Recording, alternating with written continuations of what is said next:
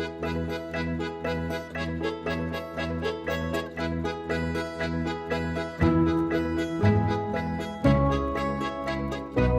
I'm Timothy Corrigan, and I'm so excited to tell you about my home in the French countryside, Château du Grand-Lucé.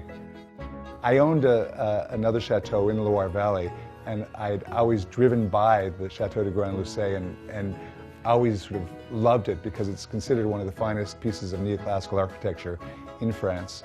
And it was really largely unrestored since the Second World War. So there was no electricity, there was no plumbing, there was the outside structure, but the inside was really untouched.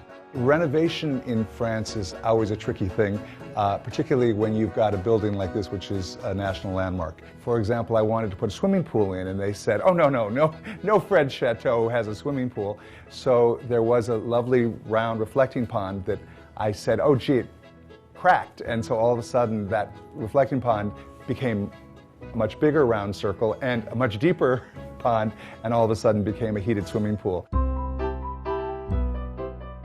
There are certain rooms where drama is really key, and I think the dining room is one of them. You're not in a dining room for that long, so you can actually go for some real wow factor, and that's really what I tried to do. It was one of the few rooms that needed very little restoration other than adding electricity and paint. So as soon as we got the electricity done, I thought, let's paint the room.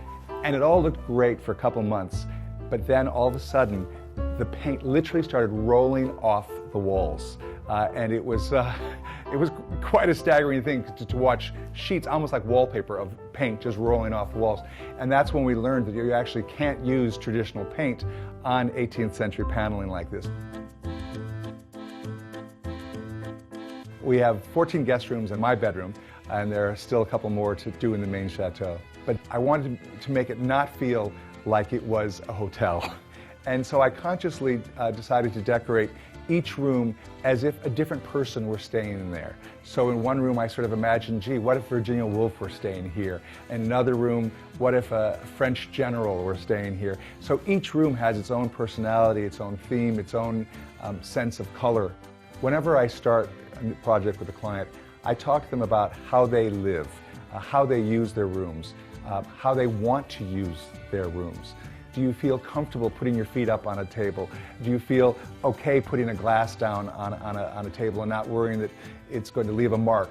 I think when you live in a space that's too precious, that's too perfect, you don't feel comfortable. And I think that's really informed the whole way that I design today, is that if a room is beautiful but not comfortable, it's not successful. To me, there's no place that I love being more than at the Chateau. It truly is a place of peace and of a nurturing place for me. And so I think it really becomes a place that I find my truest self. And it's a place that I bring all my family and friends. One friend designer who came and literally said, well, this is truly the schmanciest place I've ever stayed. She said, but it's also the most comfortable.